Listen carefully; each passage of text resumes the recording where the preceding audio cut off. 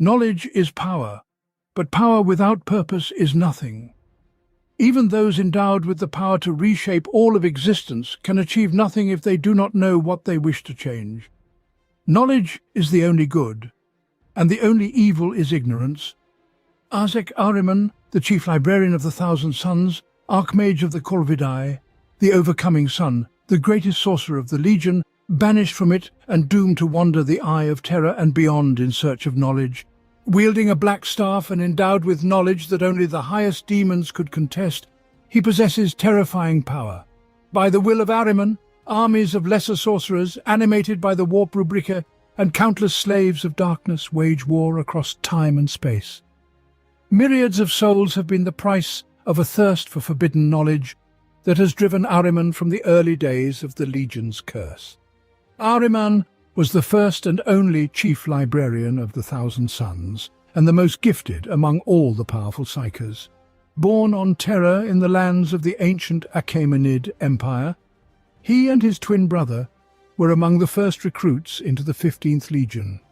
Possessing significant psychic power and a deep intellect, he rose in the darkest days of the Legion, and after reuniting with Primarch, became the best disciple of Magnus the Red and his main assistant. The Lord of Seers and Warriors Mystics of the Corvidae cult, he was also a skilled fighter and a resolute field commander, hardened by nearly 2 centuries of wars. In battle, Ahriman often played the role of a key link of his legion, predicting the enemy's actions and devising complex strategies to pave the way to victory, even amidst the surrounding disarray and chaos. But of all Ahriman's strong points, his best trait was his unwavering will, not just to survive but to win at any cost. It is this trait that would compel him to embark on a strange and terrible path long after the fall of Prospero.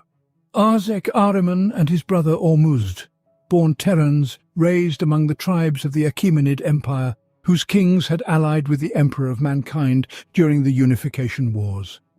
"Were you there?" asked Lemuel. "Did you see it all?"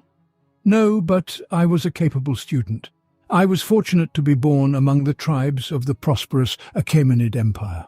Our kings had been allies of the new ruler of Terra for 100 years, and thus we were spared the horrors of nuclear war and the invasion of the Storm and Lightning Warriors."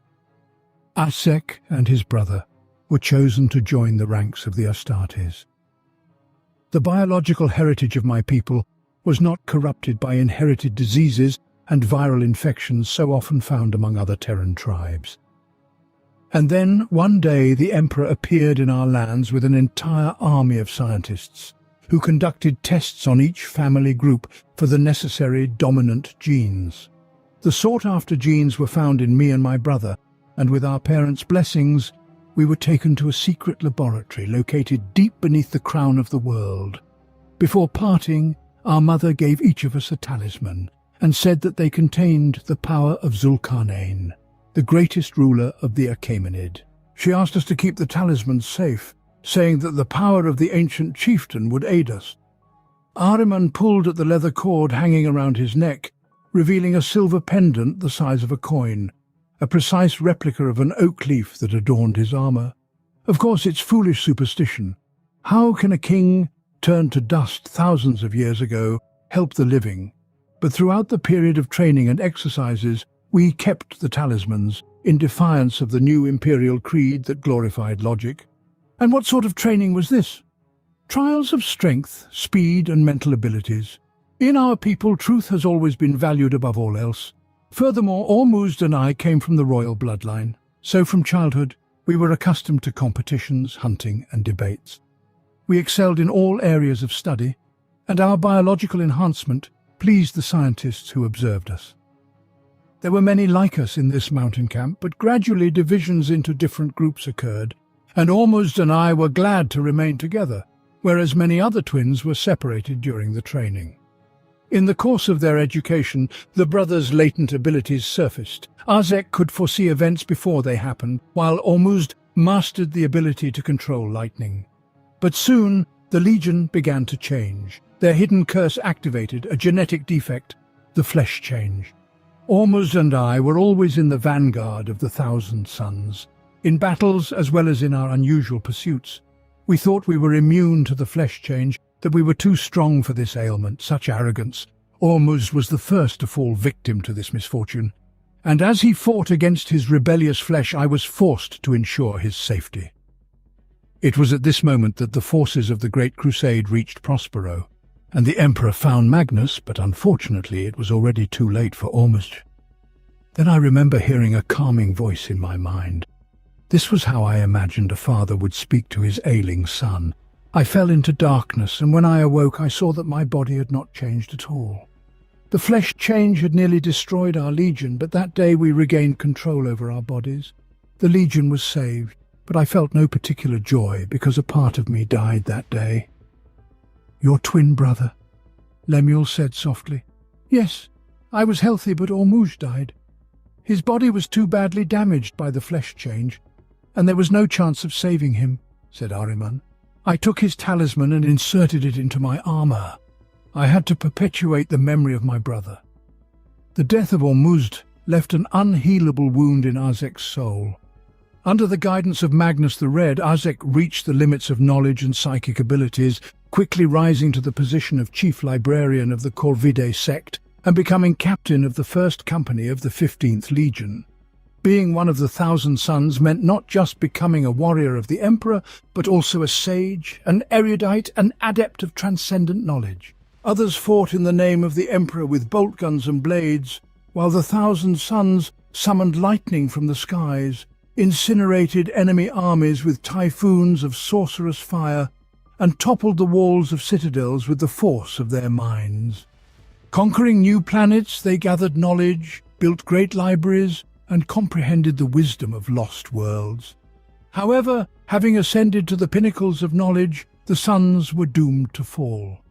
The yearning of Magnus for occult knowledge caught the attention of other Primarchs, who remembered the dark shadow that Psychus had cast upon humanity during the Age of Strife. Condemned by the Emperor, the Sons were forbidden to use the arts they had long mastered.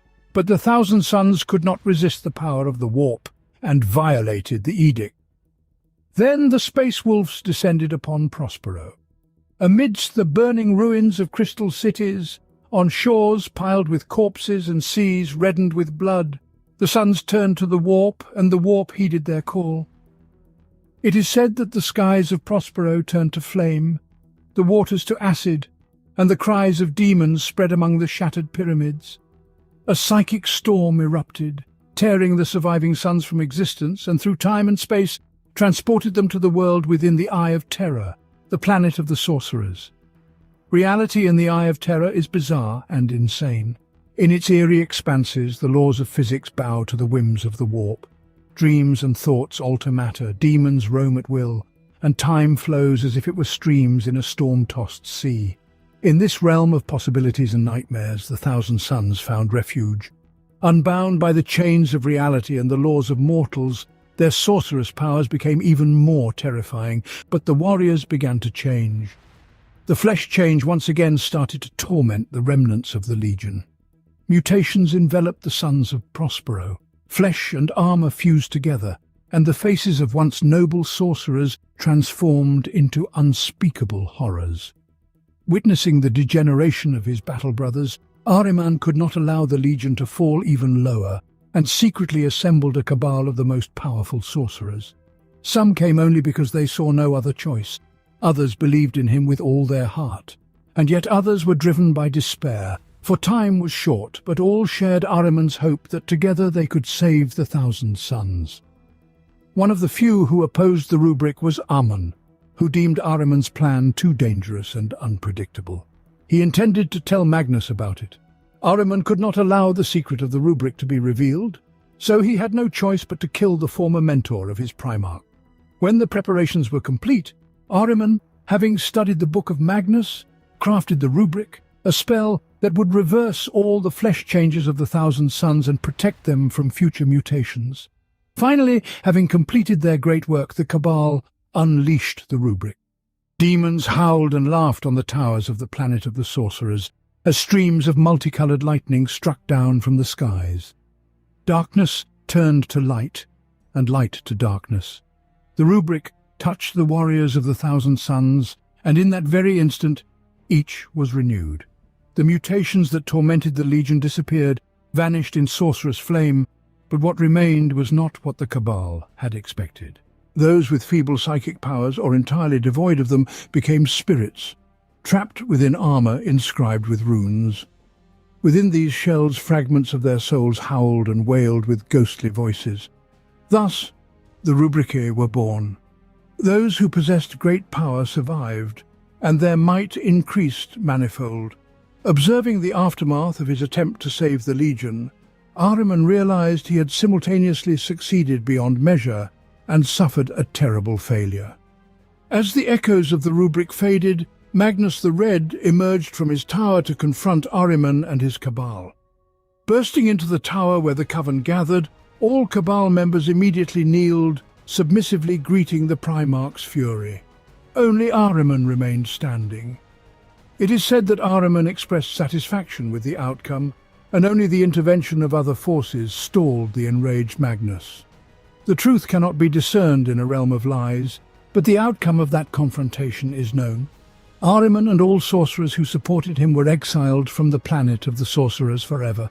In the Eye of Terror, the life of a soul can last either a heartbeat or an eternity.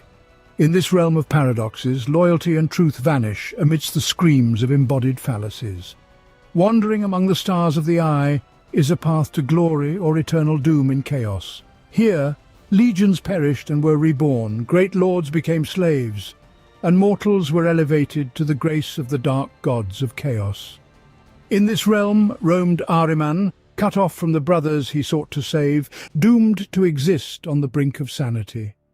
It is said that during these times the sorcerer lived through 9,000 mortal lifetimes, tricked demons into revealing truths, and got lost on the paths of visions. No one knows how many centuries Ahriman wandered the Eye of Terror after the exile, as time becomes fragile and mutable in the grip of the war. Regardless, Ahriman rose from the ashes of the rubric and the disgrace of exile with renewed purpose. Knowledge and understanding had always been the flame within Ahriman's soul and remained so. The rubric was a failure, but its goal was noble. If not for imperfect knowledge, what else could have been the cause of failure? With pure understanding and perfect knowledge, he could complete the salvation of the Legion. Across thousands of worlds, Ahriman sought the keys to save what he had destroyed, and his destruction mania made his name a curse on the lips of both humans and aliens. Fragments of knowledge, mysterious and blasphemous artifacts, pure spirits, all these attract Ahriman like a corpse to crows. To the Eldari, he is a scavenger reaper, consuming the souls of their dying race for secrets. To the Inquisitors of the Ordo Malleus, he is akin to a lightning rod, summoning hellish storms. And to the servants of chaos, the sorcerer represents a flame of power and cunning that can enlighten or incinerate the unwary. Ahriman, a master of subtle manipulations, has created cults on hundreds of worlds and bent the desires of great men to his schemes. He is the puppeteer, pulling the invisible strings of plots and intrigues that span the galaxy. When subtle means bear no fruit, the sorcerer goes to war, bringing armies to their knees with terrible visions, crushing war machines with unseen force, and tearing the souls from great heroes. Ahriman has learned the true names of demons 9 times over 9 times 9, and has struck deals to assemble armies at his call. By the will of the sorcerer, worlds burned, billions were consumed by the ravenous warp, and his fury made reality itself bleed. Among the countless atrocities, there are true examples of Ahriman's cunning, power, and ruthlessness. Once, Calliope was a world of lost knowledge, a planet wholly dedicated to the collection of records about the Imperium from its early days to the grim present. In the deep caverns beneath Calliope's crust lay piles of ancient parchments from pole to pole orbit, were encircled by data-gathering stations, and cities sprawled around the vaults of the Index. For the sake of the archives, all inhabitants of Calliope existed, from hunters destroying parasites in the depths of the libraries to scribes attempting to organize hundreds of conflicting records, all submitted to the ecology of the archives. It had been so since time immemorial, and it seemed it would be forever. But something changed. Among the cast of indexers, a faction arose calling for the unification of all indexes into an endlessly lasting formula. They called themselves the Aggregate. No one knew where the idea first came from, but once rooted it blossomed like a flower illuminated by the sun. The power of the Aggregate grew with every generation until its authority over Calliope was undisputed. Centuries passed, and billions toiled for a common purpose. Finally, they succeeded. On the day of the Emperor's ascension in the High Hall of Indexes, the bard wrote the last line of symbols, completing the formula, and at that moment, Calliope fell silent.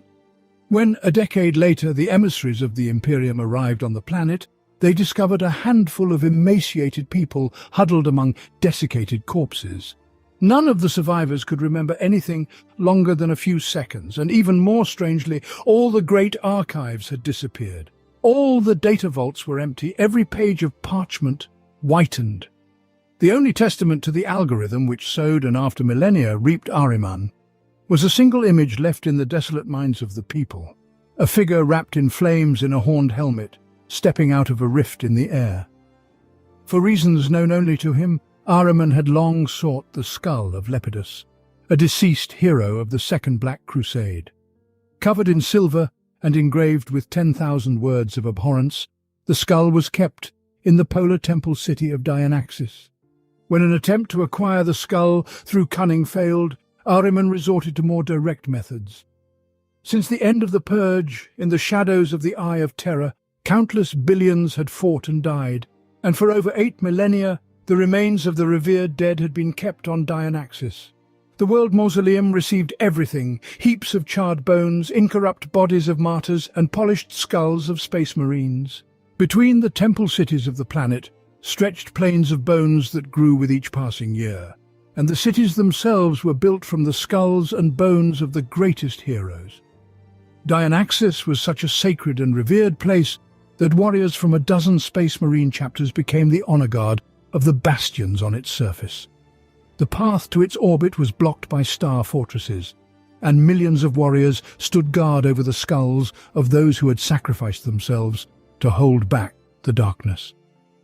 In the far reaches of space, Ahriman burned planets and sent screeching souls into the warp, and the dead worlds converged, forming a sorcerous symbol with Dianaxis at its heart. When the stars reached the correct alignment, the sun of the mausoleum world was ripped from reality, leaving a gaping wound. Blood and fire fell from the skies. The skulls of the dead wailed, reliving their last moments while the towers of the ossuaries were engulfed in rainbow flames.